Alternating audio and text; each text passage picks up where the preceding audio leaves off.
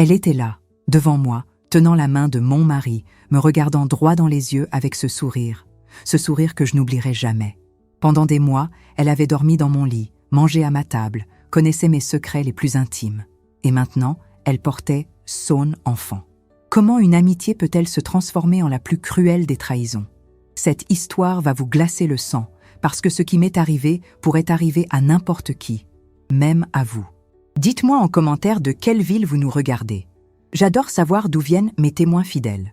Et si cette histoire vous touche déjà, abonnez-vous maintenant parce que ce que vous allez entendre va changer votre façon de voir l'amitié et l'amour pour toujours. Je m'appelle Céline, j'ai 42 ans maintenant. Et si je vous raconte cette histoire aujourd'hui, c'est parce qu'il m'a fallu 6 longues années pour trouver le courage de mettre des mots sur cette tragédie. 6 années pour comprendre que ce qui m'est arrivé n'était pas de ma faute, même si pendant longtemps, très longtemps, je me suis sentie coupable. Vous savez, quand on grandit sans amour, on devient affamé d'affection. Mon enfance à Marseille a été un chaos permanent. Ma mère biologique m'a abandonnée quand j'avais à peine 2 ans. Pas parce qu'elle ne pouvait pas s'occuper de moi, non. Parce qu'elle avait rencontré un homme qui ne voulait pas d'enfant. Alors, elle m'a donné à une famille d'accueil, comme on se débarrasse d'un meuble encombrant. Cette famille, mon Dieu, comment vous expliquer? Imaginez une maison où personne ne vous dit jamais « je t'aime », où chaque adulte pense avoir le droit de vous donner des ordres, de vous punir, de vous faire comprendre que vous n'êtes qu'un poids. À 12 ans, je faisais déjà la cuisine pour 8 personnes. À 13 ans, je m'occupais des plus petits comme si j'étais leur mère. Alors un matin, j'ai décidé que j'en avais assez. J'avais 15 ans et je suis partie. Juste comme ça, avec mon sac à dos et mes économies cachées sous mon matelas, 47 €. 47 € pour recommencer ma vie. La rue, c'est un professeur impitoyable. Elle vous apprend vite que la survie n'a pas de morale. J'ai dormi dans des halls d'immeubles, sous des ponts, dans des voitures abandonnées. J'ai mangé les restes des fast-food, j'ai fouillé dans les poubelles des boulangeries à la fermeture.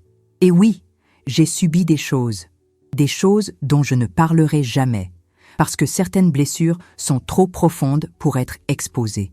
Mais vous savez quoi? Chaque soir, même dans le froid, même avec la faim au ventre, je priais. Je ne savais pas vraiment à qui, mais je priais pour que ma vie change. Je me disais qu'il devait y avoir quelque chose de mieux quelque part. C'est dans cette période sombre que j'ai rencontré Baptiste.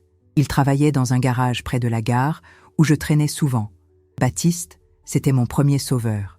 Un homme simple, travailleur, qui m'a sorti de l'enfer. Il m'a proposé de venir chez lui, sans rien demander en retour au début. Juste par humanité. Nous avons vécu ensemble pendant 8 ans. 8 années paisibles où j'ai découvert ce que pouvait être une vie normale. Nous avons eu 2 enfants, Léa et Thomas. Mes petits anges, ma raison de vivre. Mais Baptiste et moi, nous étions plus des colocataires qu'un couple. L'amour passionné, nous ne l'avions jamais vraiment connu ensemble. Quand nous nous sommes séparés, c'était d'un commun accord. Lui voulait refaire sa vie avec quelqu'un d'autre.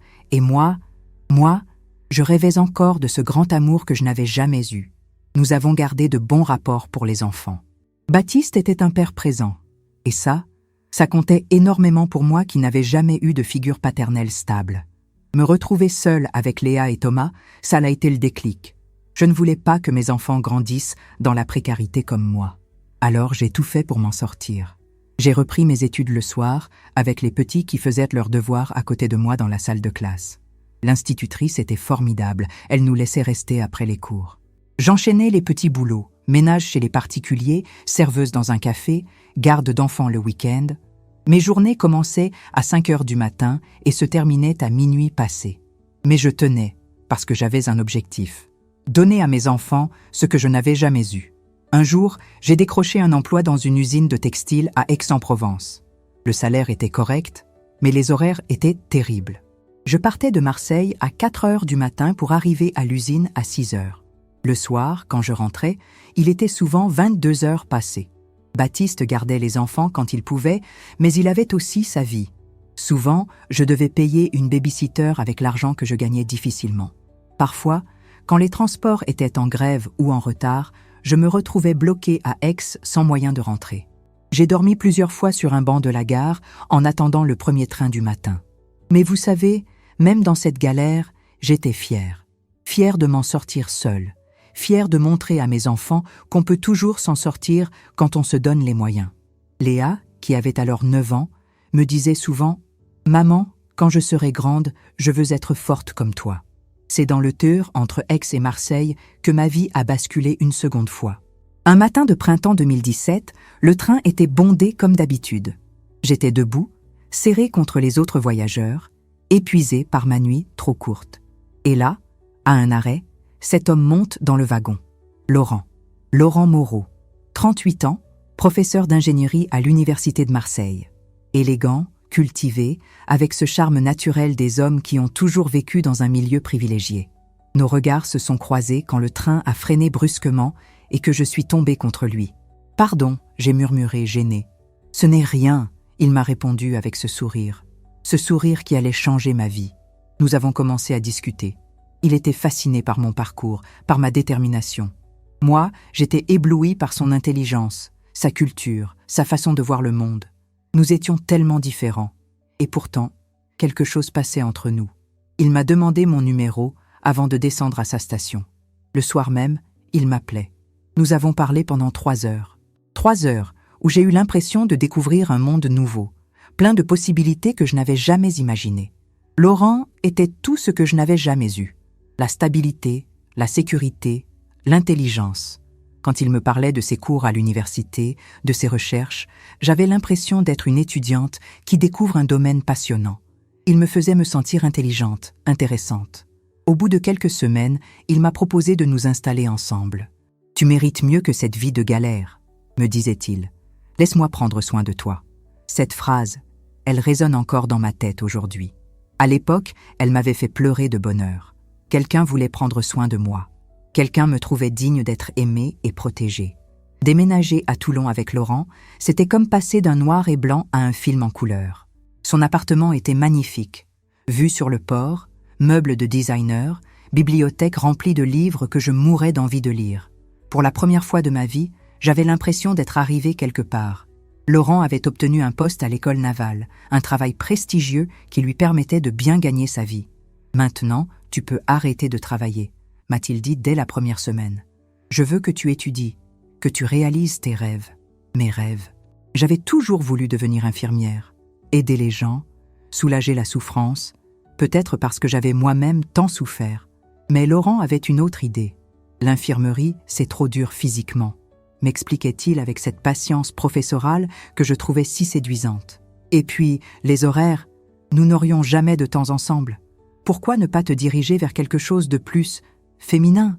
La cosmétique, par exemple? Au début, j'ai résisté. La cosmétique, ce n'était pas moi.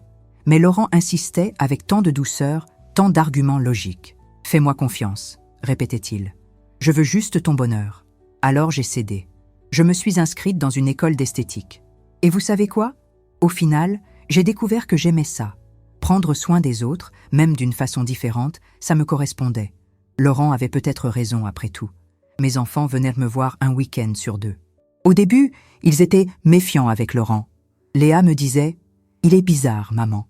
Il nous regarde comme si on le dérangeait. » Thomas, lui, restait silencieux, mais je voyais bien qu'il n'était pas à l'aise. « Laisse-leur du temps », me conseillait Laurent. C'est normal qu'ils soient jaloux. Ils avaient leur maman pour eux tout seuls, et maintenant, ils doivent partager. J'ai pensé qu'il avait raison. Les enfants ont besoin de temps pour s'adapter, non? Je n'ai pas voulu voir les signes. Quand Léa refusait de rester dîner, quand Thomas prétextait des devoirs pour écourter ses visites, je me disais que ça allait s'arranger. Pendant cette période, j'étais heureuse. Laurent était aux petits soins avec moi. Chaque matin, il me préparait mon café exactement comme je l'aimais. Le soir, il m'aidait à réviser mes cours. Les week-ends, nous partions découvrir la région. Les calanques, les villages perchés, les marchés provençaux. « Tu vois comme la vie peut être belle quand on ne se complique pas ?» me disait-il en me tenant la main devant un coucher de soleil sur la Méditerranée. C'est vrai que c'était beau. Tellement beau que j'avais parfois l'impression de vivre dans un rêve. Après tant d'années de galère, cette douceur de vivre me semblait presque irréelle. Mais au bout de 6 mois, j'ai commencé à me sentir un peu seule. Laurent travaillait beaucoup, et moi, entre mes cours, je n'avais pas vraiment d'amis à Toulon. « Pourquoi tu ne vas pas au salon de coiffure du quartier ?» m'a suggéré Laurent un samedi matin. « Tu pourrais y rencontrer des femmes sympathiques. » L'idée m'a plu. J'avais besoin de contacts féminins, de conversations légères, de rires partagés. C'est comme ça que j'ai découvert le salon de Sophie, un petit établissement chaleureux tenu par une femme de mon âge. Et c'est là que j'ai rencontré Amélie. Amélie Dubois, 35 ans, mariée, manucure dans ce salon. Dès notre première rencontre, j'ai été séduite par sa simplicité, sa joie de vivre. Elle avait cette façon de rire qui vous donnait envie de rire avec elle. Nous avons tout de suite accroché. « Tu es nouvelle dans le coin ?» m'a-t-elle demandé en s'occupant de mes ongles. « Oui, je viens de m'installer avec mon compagnon. »« Ah, l'amour, c'est beau ça. Moi aussi, je suis très heureuse en ménage. Mon Marc, c'est un amour. » Amélie me parlait de sa vie avec une spontanéité rafraîchissante. Son mari Marc travaillait dans le bâtiment, ils habitaient un petit pavillon en banlieue de Toulon, ils rêvaient d'avoir des enfants bientôt. « Et toi, tu as des enfants ?» m'a-t-elle demandé. Je lui ai raconté mon histoire, mes petits qui vivaient avec leur père à Marseille. Amélie a eu cette expression de compassion sincère qui m'a touchée droit au cœur. « Ça doit être dur d'être séparé d'eux. »« C'est le prix du bonheur », j'ai répondu, répétant une phrase que Laurent utilisait souvent. Rapidement, Amélie et moi sommes devenus très proches. Nous nous retrouvions pour boire un café après mes rendez-vous au salon, nous faisions du shopping ensemble, nous partagions nos petits bonheurs et nos petites peines de femme. « Tu devrais me présenter ton Laurent », m'a dit Amélie un jour. « J'aimerais bien que nous sortions à 4, Marc et moi, vous deux. »« Ça pourrait être sympa !» L'idée m'enthousiasma. Laurent n'avait pas vraiment d'amis à Toulon, et moi, j'avais enfin trouvé une amie. Nous pourrions former un petit groupe, avoir une vie sociale équilibrée. Quand j'ai proposé l'idée à Laurent, il a d'abord semblé réticent. « Je ne sais pas, Céline. Je ne suis pas très sociable, tu le sais, mais ça nous ferait du bien. Et puis, Amélie est formidable, tu vas l'adorer. » Il a fini par accepter. Notre première soirée à 4 a eu lieu chez nous, un samedi soir. J'avais préparé un repas méditerranéen, mis de la musique douce, créé une ambiance chaleureuse. Amélie et Marc sont arrivés avec une bouteille de vin et un bouquet de fleurs. Marc était exactement comme Amélie me l'avait décrit. Un homme simple, jovial, qui travaillait de ses mains et en était fier. Laurent et lui ont tout de suite trouvé des sujets de conversation. Marc était passionné par les bateaux et Laurent connaissait bien le milieu maritime grâce à son travail à l'école navale. Amélie, elle, était en admiration devant notre appartement, notre style de vie. « Vous avez vraiment de la chance », nous disait-elle en regardant la vue depuis notre terrasse. « Vivre ici avec cette vue, c'est le rêve. » Cette soirée a été un succès. Nous avons ri, parlé de tout et de rien, découvert que nous avions des goûts communs pour les films, la musique, les voyages. À la fin de la soirée, nous avons décidé de nous revoir rapidement. « Pourquoi ne viendriez-vous pas dîner chez nous la semaine prochaine ?» a proposé Amélie. « C'est plus modeste que chez vous, mais nous serions ravis de vous recevoir. » Leur maison était effectivement plus modeste, mais elle respirait la chaleur humaine. Marc avait fait lui-même la plupart des aménagements, et on sentait l'amour qu'il mettait dans chaque détail de leur foyer. Ces dîners à 4 sont rapidement devenus une habitude. Tous les 15 jours, nous alternions entre chez nous et chez eux. Amélie et moi, nous avions pris l'habitude de préparer les repas ensemble, de nous retrouver l'après-midi pour organiser nos soirées. Laurent semblait apprécier cette nouvelle vie sociale. Il était plus détendu, plus souriant. « Tu avais raison », m'a-t-il dit un soir après le départ d'Amélie et Marc. « Ça nous fait du bien d'avoir des amis. » Amélie était devenue ma confidente. Je lui parlais de mes cours, de mes projets, de ma relation avec Laurent. Elle m'écoutait avec attention, me donnait des conseils, me soutenait dans mes moments de doute. « Tu as trouvé la perle rare avec Laurent », me disait-elle souvent. « Un homme intelligent, attentionné, qui veut ton bonheur. Ne le laisse jamais partir. » La vie avait pris un rythme paisible et joyeux. Mes études en esthétique se passaient bien, ma relation avec Laurent était stable et j'avais enfin une vraie amie avec Amélie.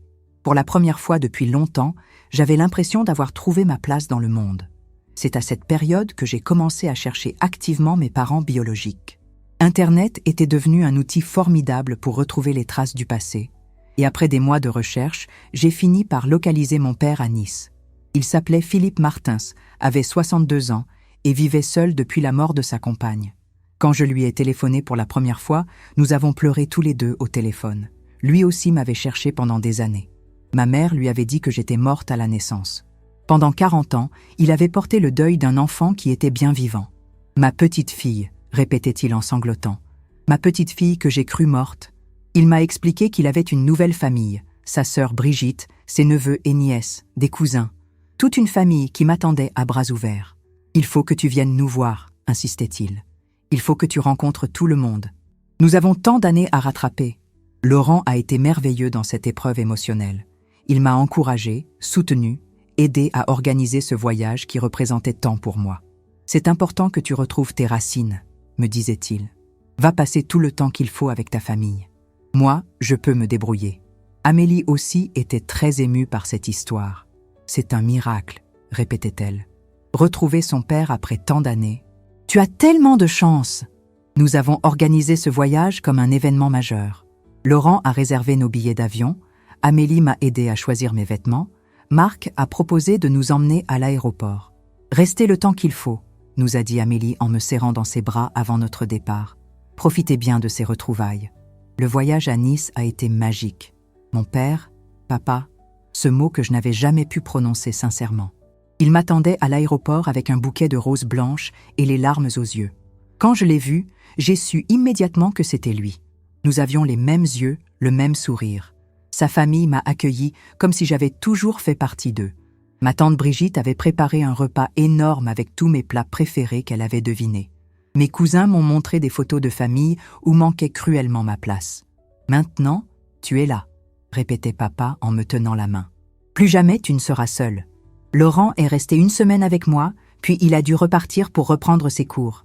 J'ai voulu rester plus longtemps pour approfondir ces liens retrouvés, pour rattraper 40 années de manque. « Reste autant que tu veux », m'a dit Laurent en partant. « Je comprends que c'est important pour toi. » Les premiers jours après son départ, nous nous parlions plusieurs fois par jour.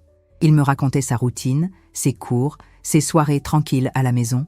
Moi, je lui décrivais mes découvertes, mes émotions, la joie de me sentir enfin entourée d'amour familial. Mais au bout d'une dizaine de jours, j'ai remarqué que Laurent était de moins en moins disponible.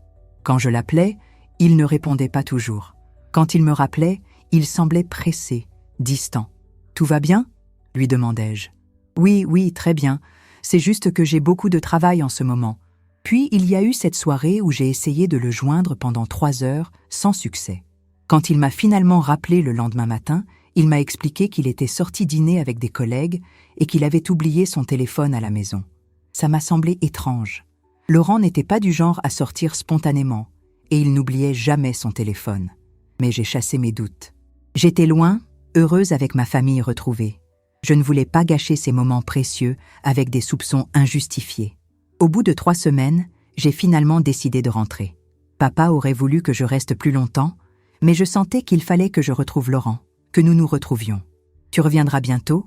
m'a demandé papa en me raccompagnant à l'aéroport. « Promis.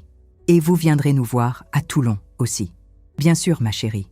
J'ai hâte de rencontrer ce Laurent qui te rend si heureuse. » Pendant le vol du retour, j'étais pleine d'impatience. J'avais préparé un petit cadeau pour Laurent, une montre ancienne que j'avais trouvée dans un marché aux puces de Nice. J'avais aussi des cadeaux pour Amélie et Marc pour les remercier de leur amitié. Mais quand l'avion a atterri à Toulon, Laurent n'était pas là pour m'accueillir. J'ai essayé de l'appeler. Répondeur. J'ai pris un taxi en me disant qu'il avait peut-être eu un empêchement de dernière minute. En arrivant devant notre immeuble, j'ai vu de la lumière dans l'appartement.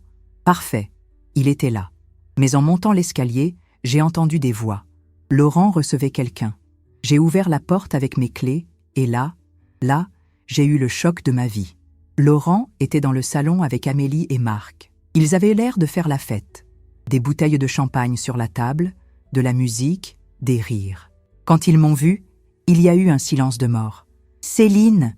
s'est exclamée Amélie en se levant d'un bond. « Tu ne nous avais pas dit que tu rentrais ce soir. » J'ai voulu faire la surprise, j'ai répondu, troublée par l'ambiance que je venais d'interrompre.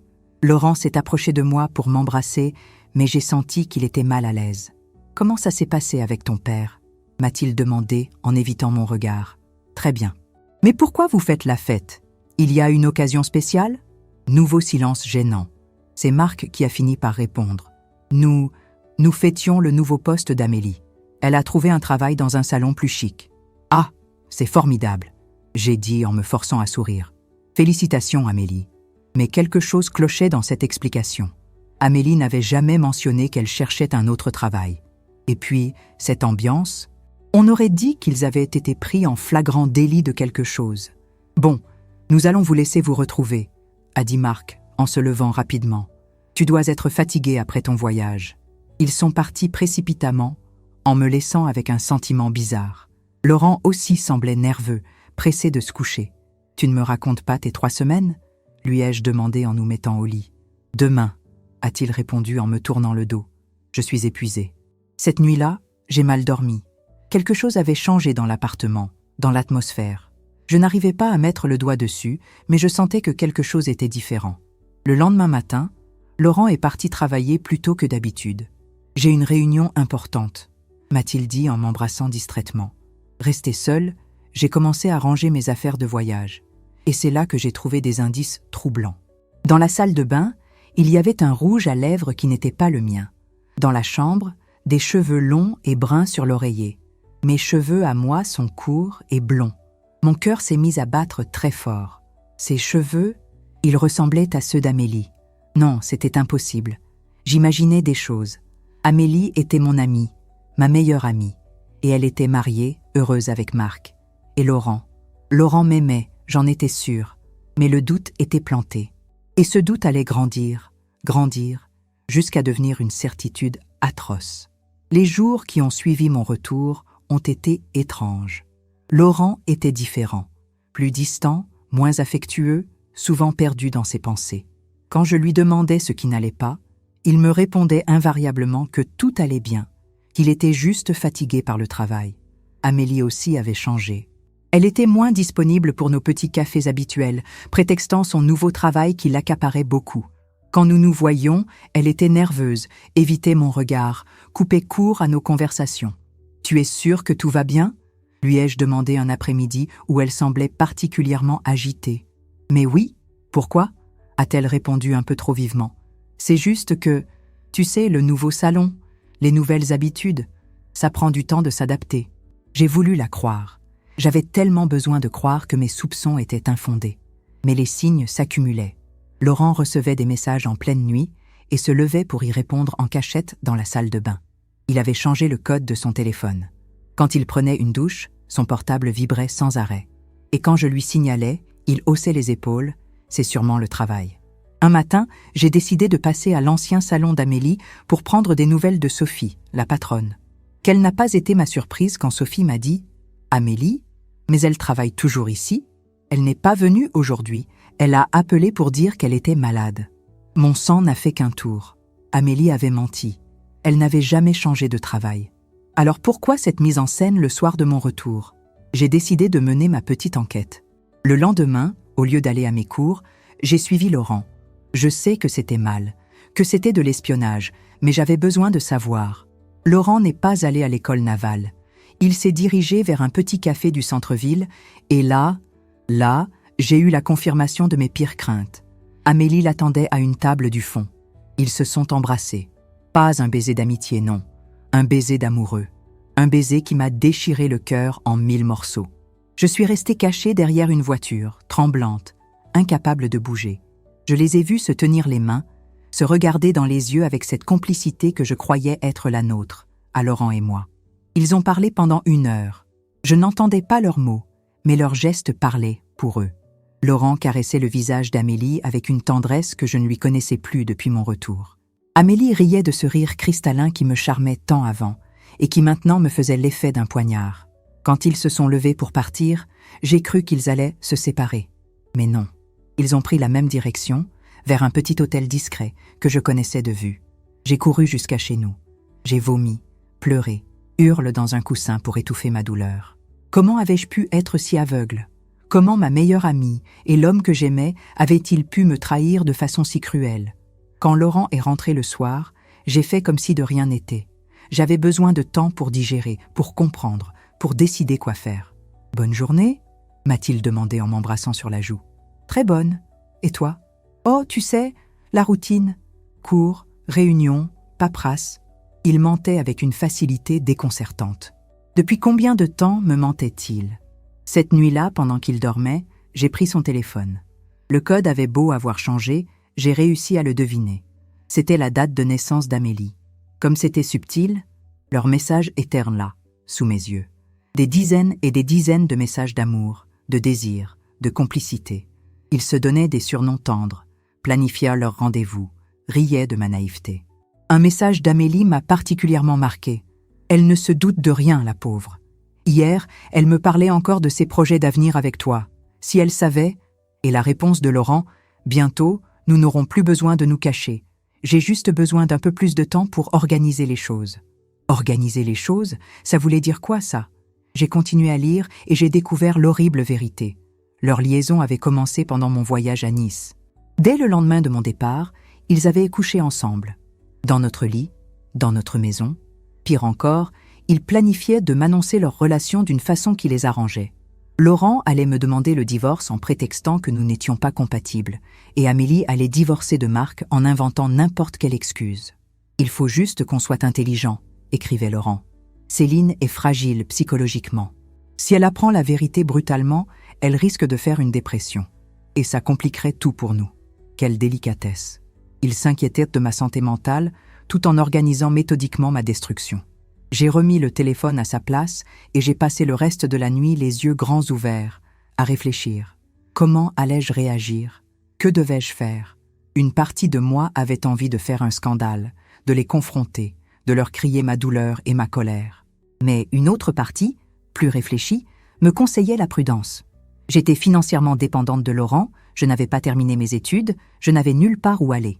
Le lendemain matin, Laurent m'a annoncé qu'il avait une formation de 3 jours à Marseille. « Tu veux venir avec moi ?» m'a-t-il proposé. « Tu pourrais en profiter pour voir tes enfants. »« Non, reste tranquille. J'ai mes cours, et puis ça me fera du bien d'avoir l'appartement pour moi toute seule. » Il a eu l'air soulagé. Évidemment, il allait pouvoir passer 3 jours entiers avec Amélie sans se cacher. Dès qu'il est parti, j'ai téléphoné à mon père. « Papa, j'ai besoin de toi. »« Qu'est-ce qui se passe, ma chérie? Tu as l'air bouleversée. » Je lui ai tout raconté. Mes soupçons, ma découverte, mon désarroi. Papa a écouté sans m'interrompre. Et quand j'ai eu fini, il m'a dit simplement « Prends le premier avion pour Nice. Je viens te chercher à l'aéroport. » « Mais papa, je ne peux pas partir comme ça. J'ai mes affaires, mes cours. Tes affaires, on peut les récupérer plus tard. Tes cours, tu peux les finir ailleurs. Ce qui compte, c'est que tu sortes de cette situation toxique avant qu'elle ne te détruise complètement. » Papa avait raison. Je ne pouvais pas rester dans cet appartement, à faire semblant, à attendre qu'ils me plantent un couteau dans le dos selon leur plan soigneusement orchestré. J'ai fait ma valise en vitesse, en prenant juste l'essentiel. J'ai laissé une lettre pour Laurent. « Laurent, je sais tout. Pour Amélie et toi. Votre petit jeu est terminé. Ne cherchez pas à me contacter. Papa viendra récupérer mes affaires la semaine prochaine avec un huissier. Céline. » L'avion pour Nice décollait 2 heures plus tard. Pendant le vol, j'ai pleuré toutes les larmes de mon corps. Pas seulement sur Laurent et notre histoire brisée, mais sur Amélie. Perdre un amour, c'est douloureux. Mais perdre une amie, quelqu'un en qui vous aviez une confiance absolue, c'est encore plus destructeur. Comment avait-elle pu? Comment avait-elle pu s'asseoir à ma table, manger ma nourriture, écouter mes confidences, me consoler dans mes moments de doute, tout en planifiant de me voler ma vie? Papa m'attendait à l'aéroport avec ma tante Brigitte. Ils n'ont posé aucune question, ils m'ont juste serré dans leurs bras et ramené à la maison. « Maintenant, tu vas prendre le temps de guérir, » m'a dit papa. « Et après, tu vas reconstruire ta vie. Mais une vraie vie cette fois. Ta vie. » Cette nuit-là, dans la chambre d'amis de papa, j'ai reçu 17 appels de Laurent. Je n'ai répondu à aucun. Le lendemain, il y a eu les messages. D'abord de la colère. « Tu n'avais pas le droit de fouiller dans mon téléphone ?» Puis des tentatives de justification. « Tu ne comprends pas, avec Amélie, c'est juste une amitié qui a dérapé. » Et finalement des supplications. « Reviens, on peut arranger les choses, je t'aime encore. » Mais il était trop tard. Beaucoup trop tard. Rester chez papa à Nice, c'était comme se réfugier dans un cocon protecteur. Pour la première fois depuis des mois, je me sentais en sécurité, entouré de gens qui m'aimaient vraiment. Mais malgré cet amour familial retrouvé, la douleur était immense. Certains matins, j'avais du mal à me lever, comme si tout mon corps portait le poids de cette trahison. Papa et ma tante Brigitte ont été merveilleux. Ils ne me pressaient pas de parler quand je n'en avais pas envie. Ils respectaient mes moments de silence, mes crises de larmes soudaines. « Le temps guérit tout », répétait papa. « Mais il faut du temps, justement. Ne te mets pas la pression. » Au bout d'une semaine, Laurent a arrêté d'appeler. J'ai pensé qu'il avait enfin compris que c'était fini entre nous. Quelle naïveté! En réalité, il préparait son offensive suivante. C'est Amélie qui a pris le relais. Elle m'a envoyé un message bouleversant. « Céline, s'il te plaît, laisse-moi t'expliquer. Ce qui s'est passé n'était pas prévu. Je suis tombée amoureuse malgré moi. Je ne voulais pas te faire de mal. Peux-tu me pardonner ?» J'étais tellement en colère que j'ai d'abord voulu l'insulter, lui dire tout ce que j'avais sur le cœur. Mais finalement, j'ai préféré garder ma dignité. Je lui ai répondu simplement « Il n'y a rien à expliquer, Amélie. Vous vous êtes trouvée, tant mieux pour vous. Mais ne me contacte plus jamais. » Sauf que ce n'était que le début. Amélie n'a pas supporté ma froideur. Elle a commencé à me harceler de messages, alternant entre les excuses larmoyantes et les reproches agressifs. « Tu dramatises. Ce n'est qu'un homme, enfin. Il y en aura d'autres. Tu préfères que je reste malheureuse avec Marc pour te faire plaisir ? Tu es égoïste, Céline. Tu ne penses qu'à ta petite douleur, mais nous aussi on a le droit au bonheur. » Ces messages me faisaient l'effet de gifle. Comment osait-elle me faire la morale ? Comment osait-elle inverser les rôles et se poser en victime ? Mais le pire était encore à venir. 2 semaines après mon départ, papa a reçu un appel de Laurent. Non seulement il avait retrouvé nos coordonnées, mais il voulait venir nous voir pour clarifier la situation. « Hors de question », a dit papa fermement. « Ma fille ne veut plus vous voir. Monsieur Martins, je respecte votre position, mais vous ne connaissez pas toute l'histoire. Céline a des problèmes psychologiques, elle voit des choses qui n'existent pas. Je m'inquiète pour elle. » Papa était furieux. « Monsieur, si vous rappelez ici, je porte plainte pour harcèlement. » Des problèmes psychologiques. Laurent essayait de faire passer sa victime pour folle. C'était d'un cynisme absolu. Mais il n'en est pas resté là. Il a contacté mes anciens camarades de classe d'esthétique, mes professeurs, tous les gens qu'il pouvait joindre, pour leur raconter sa version de l'histoire.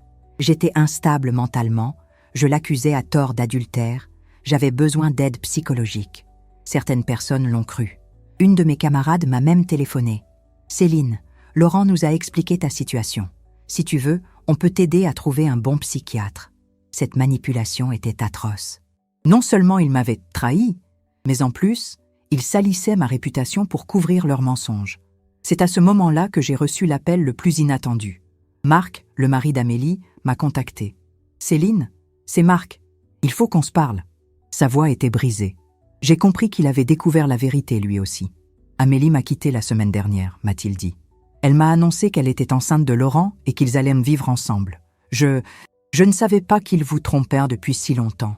Si j'avais su, enceinte. » Amélie était enceinte de Laurent. Cette nouvelle m'a achevée. Pendant que je rêvais d'avoir un enfant avec lui, pendant qu'il me disait qu'il fallait attendre le bon moment, il mettait sa maîtresse enceinte. « Marc, je suis désolée, » j'ai murmuré. « Nous avons été victimes tous les deux. Vous vous en êtes sortis plus intelligemment que moi, » a-t-il répondu amèrement. Moi, j'ai découvert leur liaison parce qu'Amélie a laissé traîner des photos d'échographie avec le nom de Laurent dessus. Il ne se cachait même plus. Marc m'a raconté comment Amélie lui avait présenté la situation. Elle était tombée amoureuse, c'était plus fort qu'elle. Laurent et moi allions nous séparer de toute façon parce que nous n'étions pas compatibles. Elle m'a dit que vous étiez au courant et que vous étiez d'accord, m'a confié Marc. Qu'est-ce que vous voulez que je croie ? Ma femme ou une femme que je connaissais à peine ? Encore une manipulation. Ils avaient fait croire à Marc que j'étais consentante à leur histoire, que nous nous séparions d'un commun accord. La vérité, Marc, c'est qu'ils ont planifié cette trahison pendant mon voyage chez mon père. Ils ont couché ensemble dans mon lit dès que j'ai eu le dos tourné. Et ils comptaient me manipuler pour que je parte de moi-même, sans faire d'histoire. Marc était effondré. Nous avons parlé longtemps, et j'ai réalisé que nous avions vécu la même humiliation, la même manipulation psychologique. Quelques jours plus tard, j'ai appris par une connaissance commune qu'Amélie et Laurent vivaient ensemble dans notre ancien appartement. Ils avaient annoncé leur fiançailles à tout le monde, comme si c'était la plus belle histoire d'amour du monde. Ils organisent même une fête pour célébrer leur bonheur, m'a dit cette personne, sans se rendre compte de la cruauté de ces mots. Une fête. Ils célébrèrent leur bonheur construit sur nos ruines, sur nos souffrances.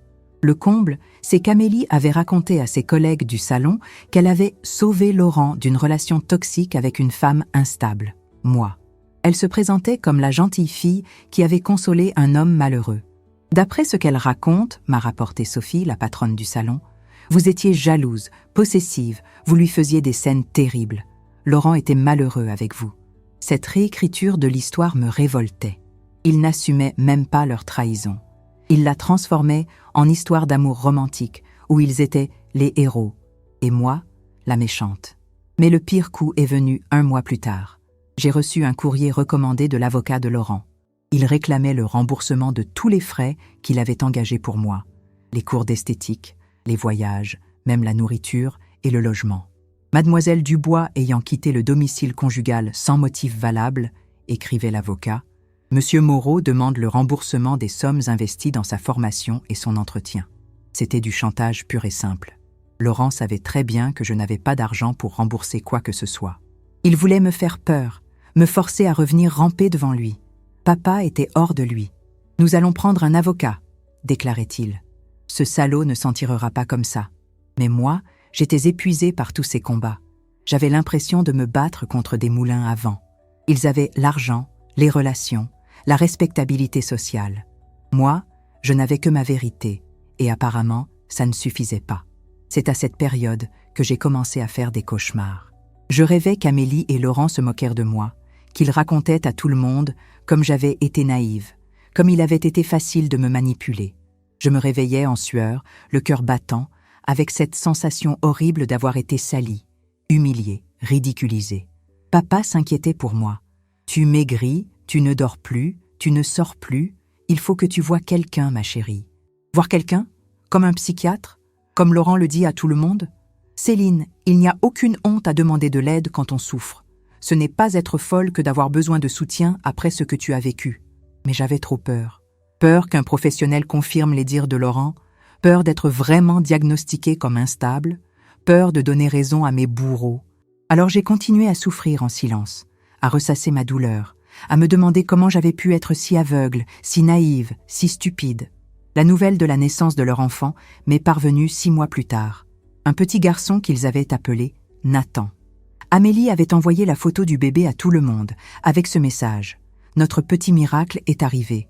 Laurent et moi sommes les parents les plus heureux du monde. » Cette photo m'a fait l'effet d'un poignard en plein cœur. Cet enfant, j'en avais rêvé. Cet enfant, Laurent me promettait que nous l'aurions ensemble, quand le moment sera propice. Le moment était propice, finalement.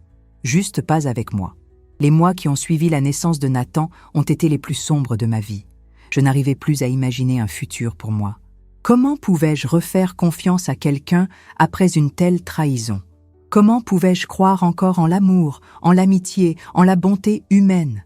Papa était de plus en plus inquiet.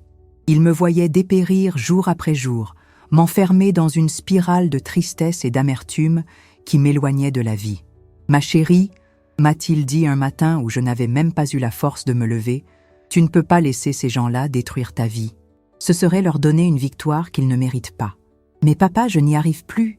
J'ai l'impression que tout ce que j'ai vécu était faux. Comment est-ce que je peux avoir confiance en mes propres sentiments?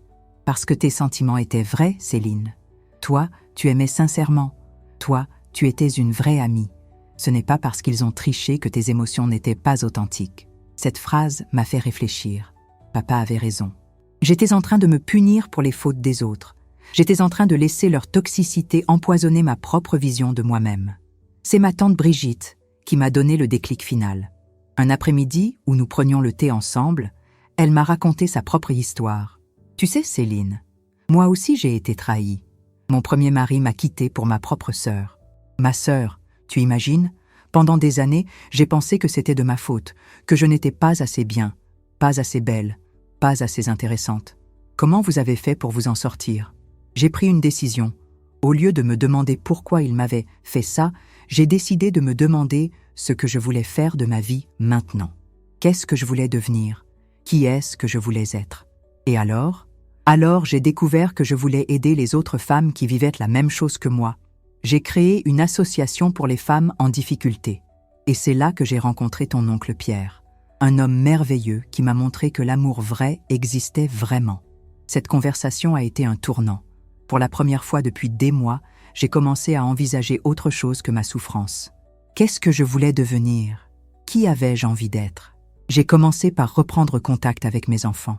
Léa et Thomas m'avaient manqué terriblement, mais j'avais eu honte de les appeler dans mon état. J'avais peur qu'ils voient ma détresse, qu'ils perdent confiance en moi. « Maman !» s'est exclamée Léa quand je l'ai appelée. « Ça fait si longtemps! Papa nous a dit que tu étais partie vivre chez papy à Nice. » « Oui, ma chérie, maman a eu besoin de prendre du temps pour réfléchir. Et Laurent? Il est parti aussi? Comment expliquer à une enfant de 12 ans que l'homme qu'elle n'aimait déjà pas avait confirmé ses intuitions? J'ai opté pour une version simplifiée. Laurent et moi, nous nous sommes séparés. Nous n'étions pas faits l'un pour l'autre. Tant mieux, a lâché Léa avec une franchise désarmante. Il ne te méritait pas, maman. Ces mots d'enfant m'ont fait plus de bien que tous les discours des adultes. Mes petits m'aimaient inconditionnellement, eux.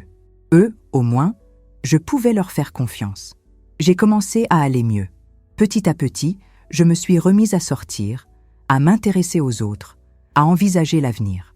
Papa m'a proposé de finir mes études d'esthétique à Nice.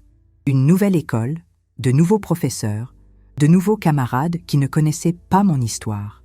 Tu as le droit de recommencer à zéro, m'a-t-il dit. Personne n'a le droit de t'enfermer dans ton passé. C'est comme ça que j'ai rencontré Sylvia, ma professeure d'esthétique à Nice. Une femme formidable, la cinquantaine, qui avait elle-même surmonté de nombreuses épreuves dans sa vie. Vous savez, Céline, m'a-t-elle dit un jour où je lui avais confié une partie de mon histoire. Les gens qui nous trahissent nous rendent service, en fin de compte. Comment ça? Ils nous obligent à devenir plus fortes, plus lucides, plus indépendantes. Sans cette trahison, vous seriez peut-être resté dans une relation qui ne vous convenait pas vraiment. Cette vision positive m'a interpellée. Et si, effectivement, Laurent et Amélie m'avaient rendu service en révélant leur vraie nature avant qu'il ne soit trop tard? Et si cette épreuve était une opportunité de devenir une meilleure version de moi-même? J'ai fini mes études brillamment. Pour la première fois de ma vie, j'avais un diplôme obtenu par mes propres moyens, grâce à mon travail, ma persévérance. Personne ne pourrait jamais me l'enlever. J'ai trouvé un emploi dans un institut de beauté réputé de Nice. Mes collègues étaient bienveillantes, l'ambiance était chaleureuse. J'avais enfin trouvé ma place professionnelle et surtout, j'ai recommencé à croire en moi. À chaque cliente que je rendais plus belle, plus confiante, j'avais l'impression de me reconstruire moi aussi. 2 ans après ma séparation avec Laurent, j'ai eu des nouvelles indirectes par une ancienne camarade de Toulon. Amélie et Laurent s'étaient séparés. Apparemment, elle l'avait quitté pour un autre homme, en emmenant Nathan. Il paraît qu'il est complètement effondré, m'a raconté cette camarade. Il dit qu'Amélie l'a trahi, qu'il ne comprend pas comment elle a pu lui faire ça. L'ironie de la situation m'a fait sourire amèrement. Laurent découvrait ce que c'était d'être trahi par quelqu'un qu'on aime. Amélie révélait sa vraie nature, celle d'une femme capable de quitter n'importe qui pour son intérêt personnel. Mais étrangement, je n'ai ressenti ni joie ni satisfaction. Juste une forme de pitié pour ces deux êtres qui ne savaient visiblement pas ce qu'était l'amour véritable. C'est à cette époque que j'ai rencontré David. Un homme simple, honnête, qui travaillait comme kinésithérapeute à Nice. Nous nous sommes connus dans un café où j'avais l'habitude d'aller lire le dimanche matin. Au début, j'étais très méfiante. Comment faire confiance à un homme après ce que j'avais vécu? David l'a compris et respecté. Il ne m'a jamais pressé, jamais brusqué. Il a juste été là, patient, bienveillant, authentique. Je ne suis pas Laurent, m'a-t-il dit un jour où j'avais eu une crise d'angoisse en voyant qu'il recevait des messages de ses collègues femmes. Et tu n'es pas obligé de payer pour ses erreurs. David avait raison. Chaque personne était unique, chaque histoire était différente. Je n'avais pas le droit de faire payer à David les fautes de Laurent. Progressivement, j'ai réappris à aimer, différemment qu'avec Laurent, plus sereinement, plus lucidement aussi. J'avais appris à garder mon indépendance, mes amis, mes activités. Je ne m'étais plus jamais noyée dans une relation.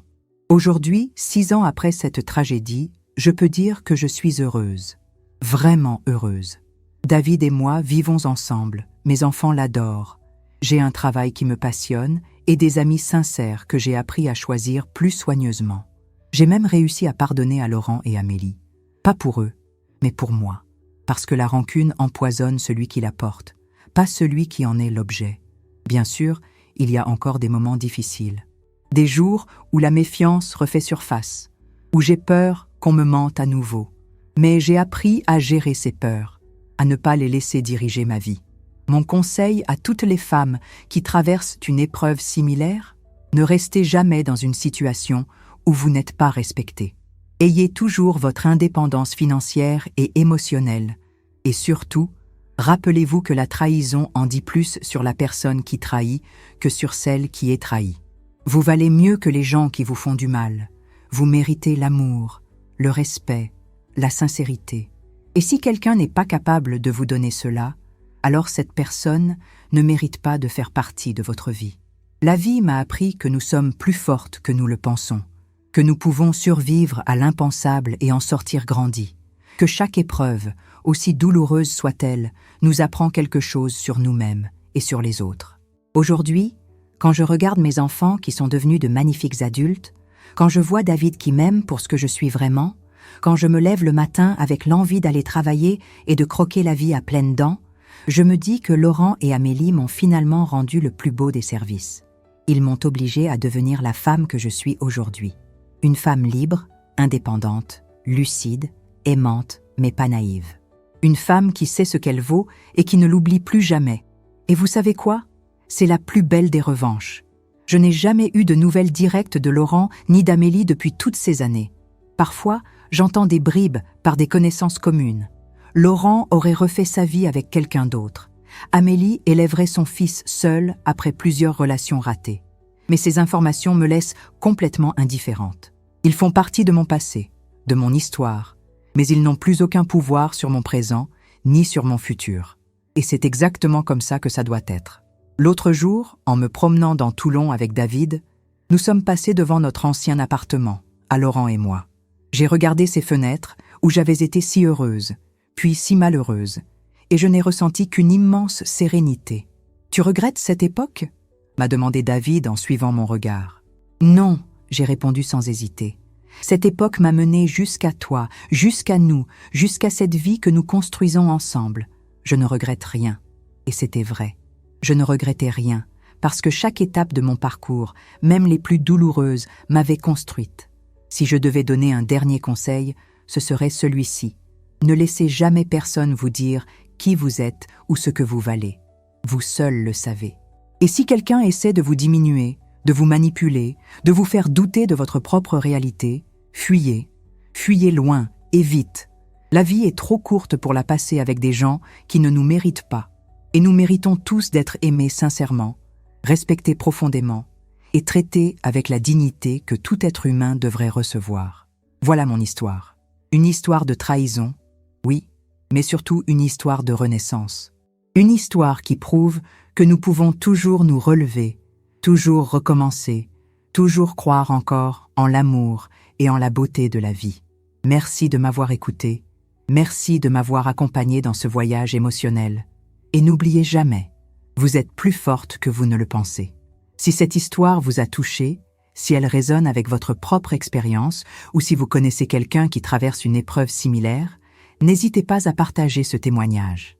Parfois, savoir qu'on n'est pas seul dans sa souffrance, ça fait toute la différence.